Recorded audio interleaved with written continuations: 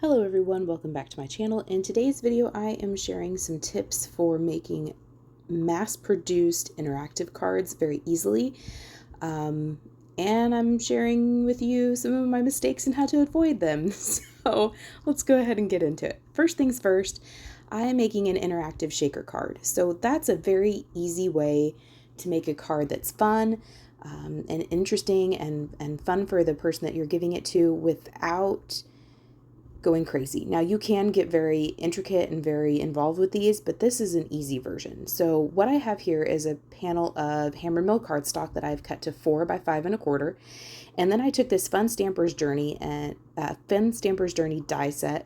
I apologize, I don't know what the name of it is, but I took that die and I went ahead and die cut that out kind of toward the upper center of that panel. Now, I kept both the negative and the positive. I figure with this positive, you could always like stamp some snowflakes or some, greenery stamp over it and make that into a card itself, make it into a Christmas tree. If you're trying to kind of use everything you get from, use all your products efficiently. So I am going to keep that for future use. But for now, I really want to focus on things you can do to make interactive cards very attainable if you want to mass produce them. So the first things first is I used a die that is very easy. I knew I had dialed in on the sandwich. It was not an intricate shape, so there wasn't going to be extra pieces that I had to pop out. I knew that I would just be able to run this through my die cut machine and go. And that's one of my tips is try not to use something that you have never used before. You're not really sure what sandwich to use with it, what kind of cardstock or products to use with it. Use something that you're familiar with, you've dialed in on how to get good results with it so that you're not taking time to figure it out. The other thing is I have you go in steps. So I call it batch creating. So you do all of the same step at one time. Then you move on to the next step and you do all of that step at one time. So in this case, I did all of my die cutting in one fell swoop. I made all my card bases and stamped the back of those in one fell swoop. I went and I made all my card bases. I made all of like the panels that are going to go behind. That's the green cardstock you see off to the left there. I cut all of that out at one time. I went ahead and just back to what we're doing here. So I went ahead and picked a stamp set from the Home for the Holidays from Gina K. I don't know if this one is still available, but use what you've got in your stash.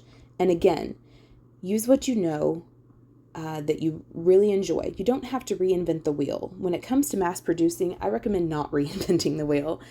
Stick with what you know. If there's a die set or a stamp set that you really love and you love creating with it and you get good results with it every time, use that. You don't have to reinvent the wheel. And use good quality stuff. That is another tip I have for you. So I have in the past had some stamp sets that were just not very good quality. This Gina K one is not one of those. That is a good quality one. But the ink I use would bubble up and bead up on it, and I have to stamp it multiple times. So use something that is good quality, again, that you get good results with, that you don't have to sit there and figure it out. Another thing is I'm using a very juicy ink pad. The ink pad I'm using is from Simon Says Stamp, and it is their cranberry color. It is very juicy. It has been recently re-inked, so I can literally stamp this one time and be good to go. Another time saver is using a MISTI. So I don't have to sit there and with an acrylic block and try to hope and pray that I've got it straight and somewhat in the center. I line it up one time with my MISTI, and as long as I'm always lining up my cardstock in that bottom left corner, bottom right corner, I know I'm good to go. I did eyeball the triangles on these white panels. You could have, used a T-square ruler and gotten very specific with it. But I did okay eyeballing it. It's not perfectly straight, but it's good enough for government work. So that's another thing, use something that is good quality that you won't have to repeat multiple times in order to get the finished result that you want, if that makes sense. So that's another tip for you. So I just went ahead and finished stamping out all these greetings. Now we're about to get to a part where I messed up, and it isn't until later where I realize I messed up.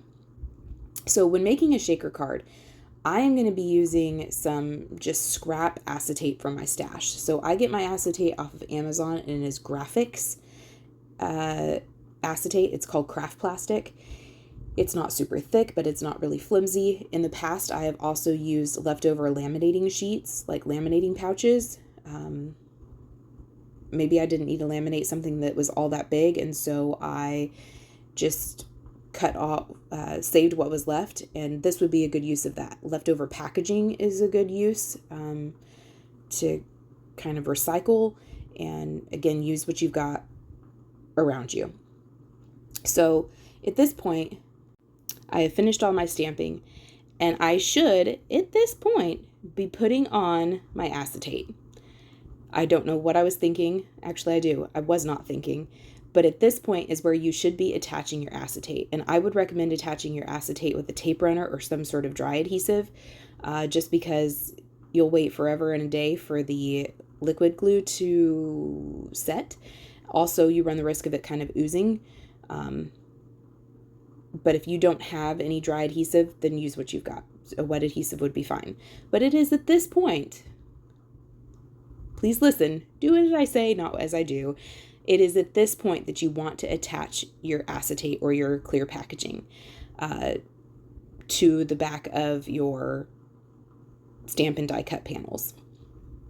I'm going to realize that I made a mistake later on in this video, and my workaround takes double the time. So as I share with you ways to make shaker cards or interactive cards mass-produced style very easily, I'm also sharing with you what happens when you don't do things in the right order.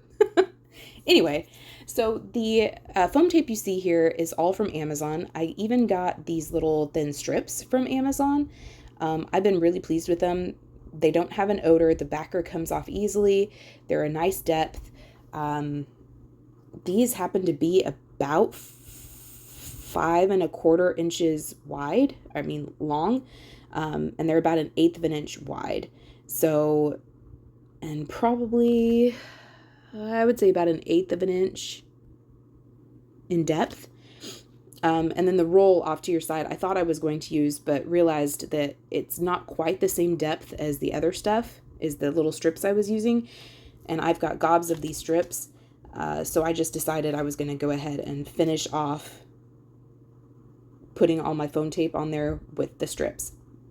When making a shaker card, mind you, you put your acetate on first, and then you put your foam tape around, and you're making a well. So you want to make sure that just like if you have a bucket and you're carrying water in your bucket, you do not want a hole in your bucket because you will lose all of your water. Same concept when making a shaker card. You want to make sure that there are no openings around your window there. Otherwise, your little shaker bits are going to fall out and it's going to be a mess, especially if you're using things that are like glitter or little tiny seed beads. You really want to make sure that that is sealed up all the way around nice and tight. Otherwise, you are going to lose all of your little bits there. So you just see me kind of going in and filling it in, and I still have not realized that I have messed up. So at this point, I'm thinking, hey, this is smooth sailing. This is going great. So I've grabbed a piece of my green colored cardstock that I've cut to 4¼ by 5½. I have not done anything to this cardstock other than cut it down. And I'm using these little tiny gems, kind of clear jelly-like gems. I don't know where I got them from. I think they were a free gift with purchase. I apologize, but sequins will work, glitter will work, seed beads will work, whatever you've got. Confetti will work. And it's at this point that I'm realizing, oh shoot, I didn't put my acetate down. So we're eventually, yep, you see me tapping my finger like, oh man, what did I do? So I thought I was getting to the fun part where you just fill it in and go, but now I've got to now we got to troubleshoot, folks. So I did go to my stash of scrap acetate and I'm just cutting these down. making sure that they're wide enough to cover the widest part and tall enough to cover the tallest part. You just want to make sure that you're encasing that entire window in there. So I'm going to go through and cut all of my acetate down. Again, keeping in mind, you know, when you batch create, you do all the same step at one time. I just did my steps out of order, you know, good times. So anyway, I'm going to end up taking the backer off all of my acetate. Here I'm just showing you that I'm making sure that I've covered, you know, that whole opening, that whole window there. So the best thing that I can think to do is to take more of those strips and go around all over again. Oh, bless it.